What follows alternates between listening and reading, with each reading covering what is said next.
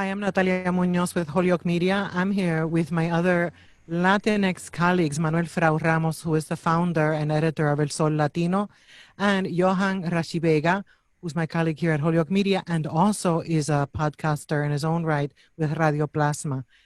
A few weeks ago, Mayor Alex Morse made a call for the Latinx media to reach out to him and to the Congressman Richard Neal to ask questions, and we thought that was a great idea.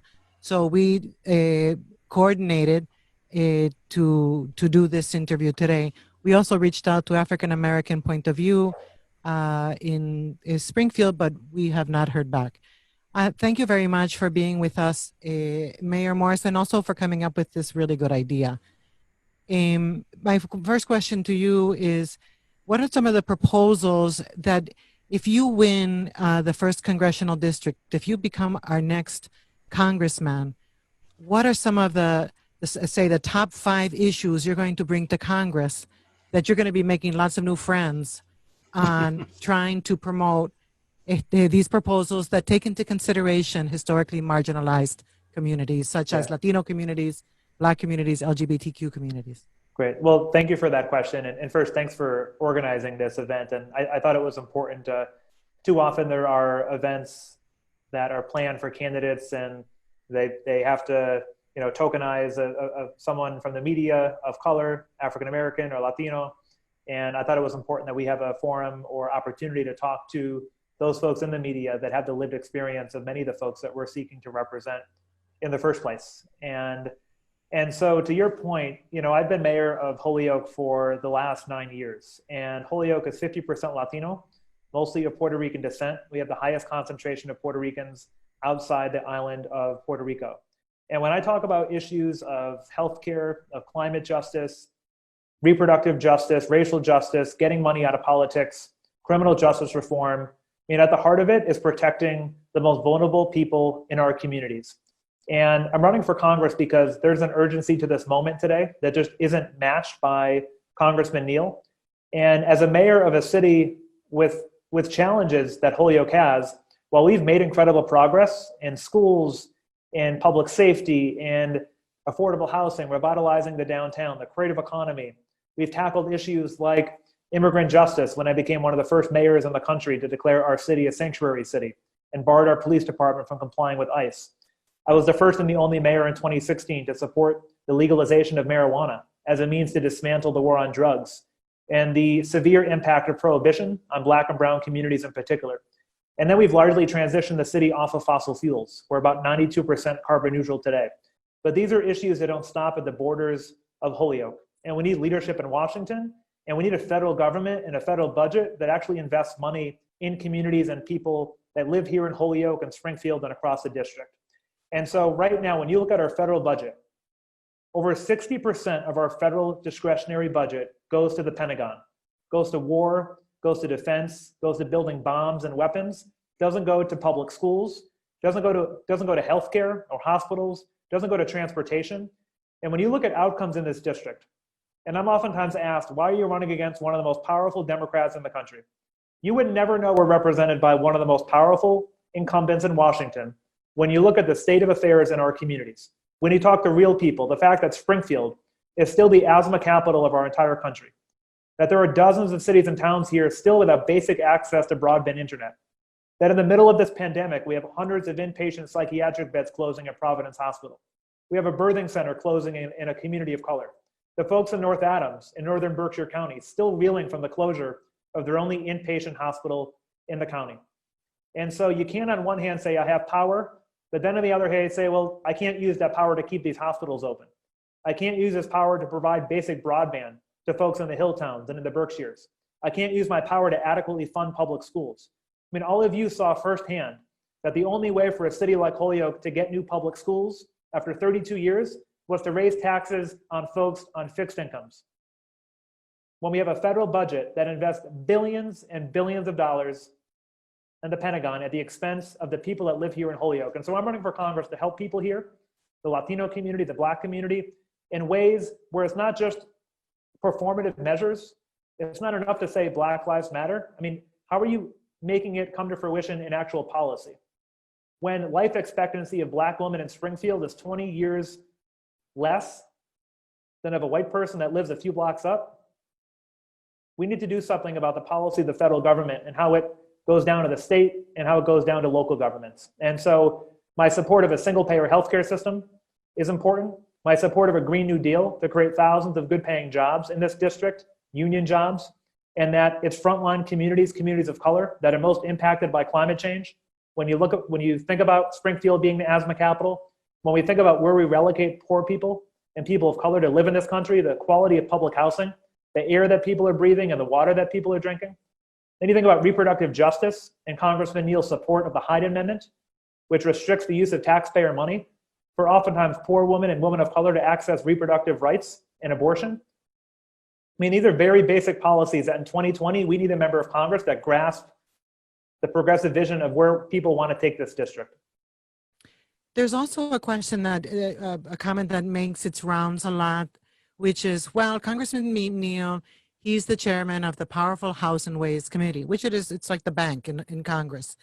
And you just made an argument about what doesn't really matter how powerful you are if your district is not, enjoying the benefits of that. But then also, what else do you tell potential voters on, we don't want to lose a seat on the House Ways and Means Committee? Yeah, this is a fundamental question of our campaign. So Congressman Neal has incredible power. He's the chair of the House Ways and Means Committee. But at its core, simply put, he's not using his power to benefit the people and places of Western Massachusetts. He's using his power to benefit the corporations and special interests that invest vast amounts of money in his campaign.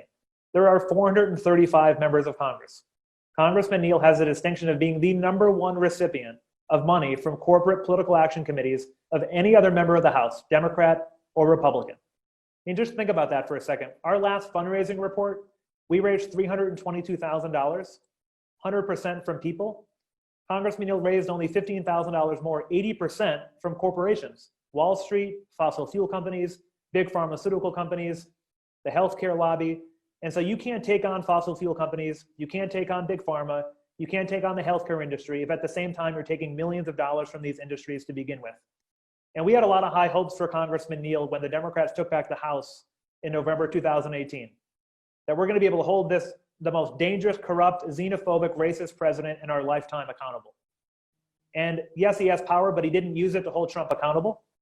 One of the first bills out of the Ways and Means Committee was to kill a bill that would have allowed low-income folks in this district and around the country to use the IRS's free tax filing system. He killed that bill after taking money from H&R Block and Intuit. In October, he killed the bill in the Ways and Means Committee that would have allowed the government to negotiate lower drug prescription prices after taking $800,000 from the very companies that benefit off the status quo. And just in December, Blackstone, a private equity group, became Congressman Neal's biggest donor, donating $54,000 for the first time ever. And then Neal went on to single-handedly kill a bill that would have limited surprise medical bills. 10,000 Americans a day, hundreds here in the first district, get a bill from an ambulance company or an out-of-network hospital weeks and months after they get treatment. I mean, even now, people are paying upwards of $500 for a COVID-19 test. And so Neal talks a lot about 98% of people are covered.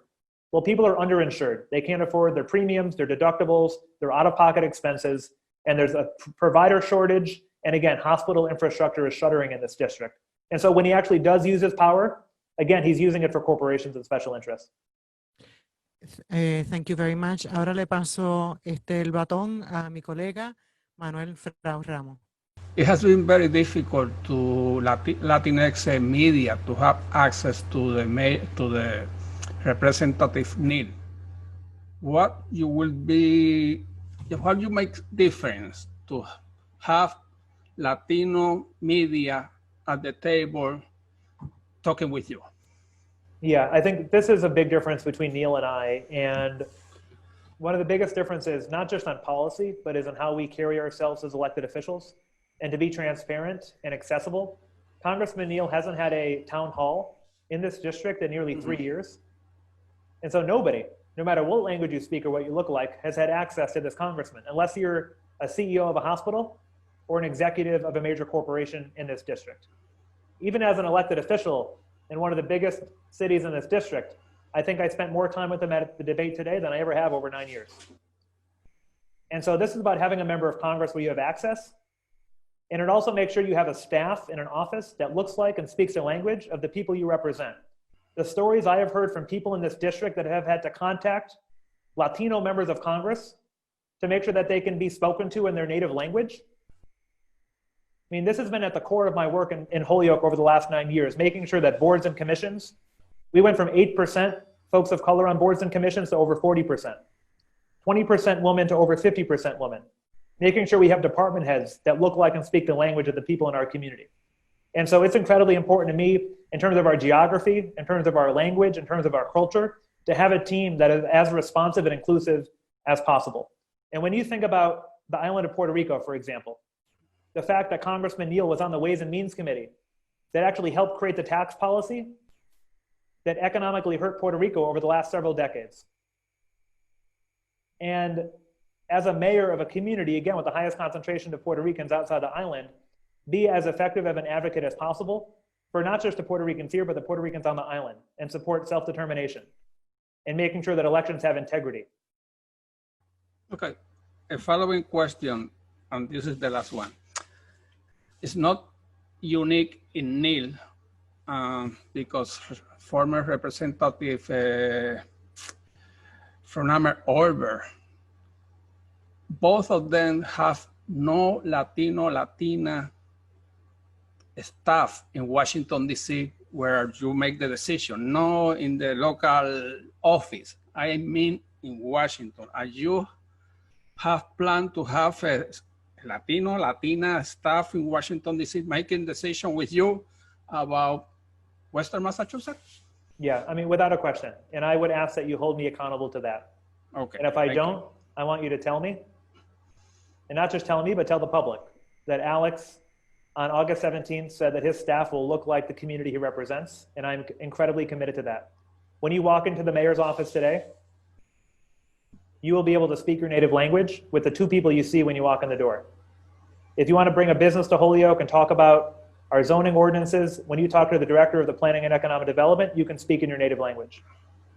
When you go to the police department and want to talk to our police chief about public safety and criminal justice reform, you can speak in your native language.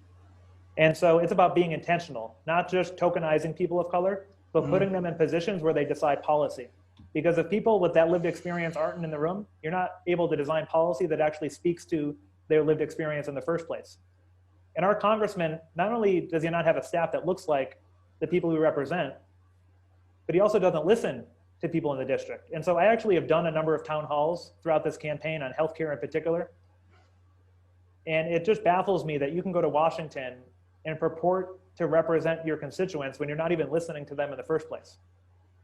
And I am incredibly frustrated that after 9 years as mayor, we have done the most we can with the resources we have, but absent like fundamentally changing our federal government, when it comes to public education, homelessness, housing, the opioid epidemic, we have a broken federal system. And Congressman Neal has done nothing to alter that system. It's a tax credit here, it's a small grant here, but we need to actually change like government in general. And when you've been part of the status quo for 31 years, you're almost just completely incapable of being critical whatsoever of that system. So thank you, Mayor Morse, for being here. And also as a candidate for the Congress, it is really important to see how your evolution and your progress as a member of the community in Holyoke has evolved to this point in your professional career. This echoes as well the community that you're serving in terms of education and in terms of leadership. When we see that many positions in leadership are predominantly by white men, not necessarily white women, and of course, not necessarily Latinos, Latinas, and including on that LGBTQ. How can, as a member of the Congress, advocate and guarantee that people of color, LGBTQ, can get opportunities of becoming leaders through a very well-structured education system? Well, I think your question touches on a couple of different things. And first, I want to touch on political power.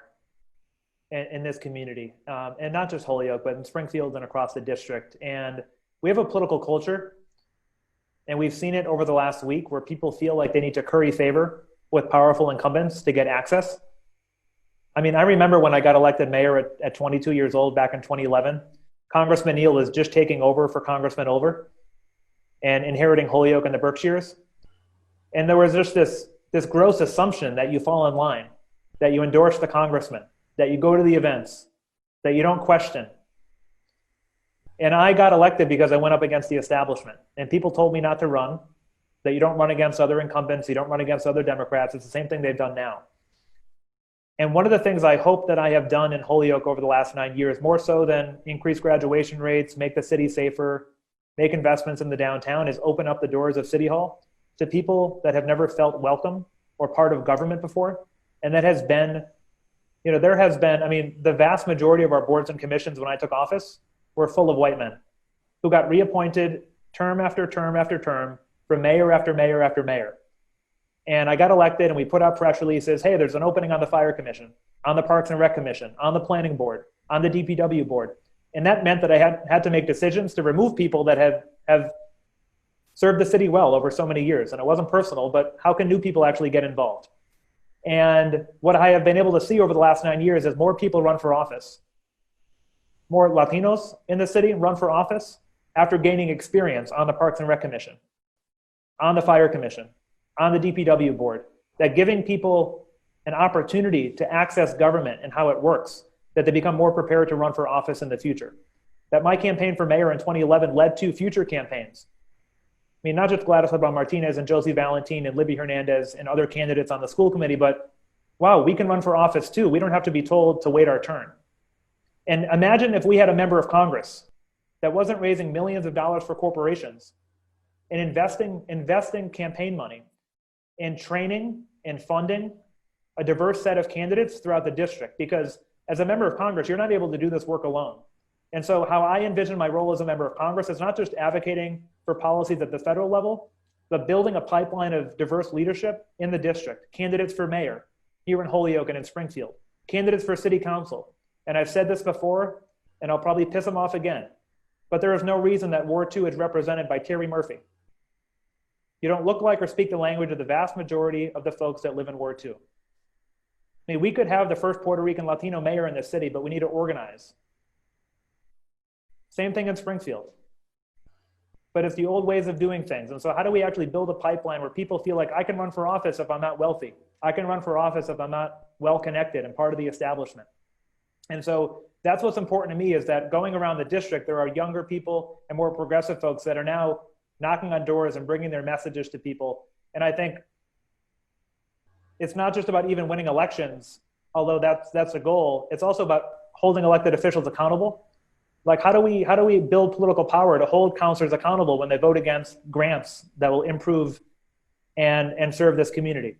And I think one of the things that I think we need to continue working on is building coalitions and building power for just everyday people in our city to hold elected officials accountable. And if we don't, then I think it does a disservice to the most impacted communities in our city and across our district. And then separate from political power, and I think a member of Congress has a lot of potential to address that, is opportunities in the district, as you say. Public education. When we talk about public education in Holyoke and in Springfield, we're talking about the future of Black and brown folks in this district. The quality of education. Right now, for example, parents, women, mothers in particular, right now having to choose between working to pay their bills or raising a child. In the wealthiest country on earth, a mom is literally worried about whether or not she can put food on the table because she has to stay home because schools are closed because of a global pandemic. And meanwhile, Congressman Neal, along with Donald Trump, is creating a $500 billion slush fund for corporations, and happens to think that a one-time payment of $1,200 is enough for people here in Holyoke and in Springfield.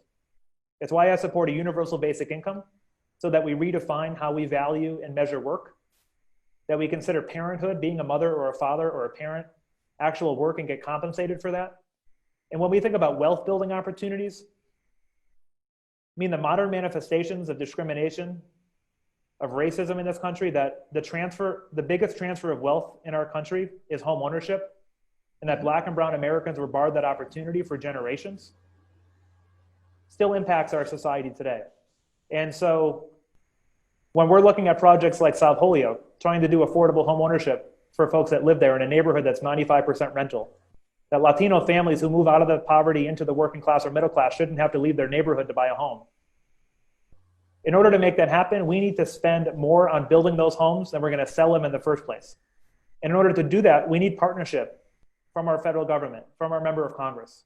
And on every issue, from education to affordable housing to the opioid epidemic, again, Congressman Neal says I have power, but I can't use it when it comes to these issues. And following up on the specific aspect of racism that you mentioned, how in this heat of what is happening nationwide regarding racial division, class division, and with that we can include the prejudices in terms of what it means, xenophobia, homophobia.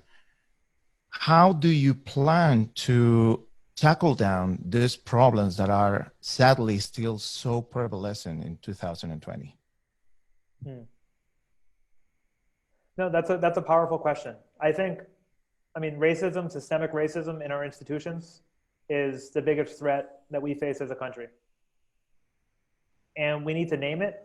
And this colorblind fantasy of not seeing race and not seeing people's identities is incredibly destructive and dangerous in our country. And we've seen it in Holyoke over the last 9 years. I mean, the criticism I get from some folks in this city for paying too much attention to the downtown. And we know what that means. And what we have seen over the last 4 years with Donald Trump is open racism, xenophobia. He's emboldened white supremacists at every level. And this isn't reserved for one geographic area of the country. It's in every corner of every community, including Holyoke and Springfield and this district. And we need a member of Congress that meets the moment. And when we see what's happening in Springfield right now, one of the worst police departments in the entire country, cited by the Department of Justice, a mayor of Springfield that literally tried to close down a church that was providing sanctuary to an undocumented immigrant, a mayor that refuses to sign a letter that will allow refugees to be resettled in your community, a mayor that tried to reinstate white officers that brutally beat Black men outside of a bar, and then 2 months later, firing a Latino officer for posting an image in support of Black Lives Matter. Meanwhile, we have a congressman that is so incredibly proud to call Mayor Sarno his biggest surrogate and biggest supporter. And when asked a few months ago as to whether or not he agrees with Mayor Sarno's refusal to resettle refugees, he refused to answer. I mean, if you don't have the moral integrity or moral compass to answer these questions in 2020, you're not the person to represent us today. And on the federal level, we need to end cash bail. We need to end qualified immunity. We need to reform our criminal justice system. And these are the issues that start nationally but trickle down to communities like ours.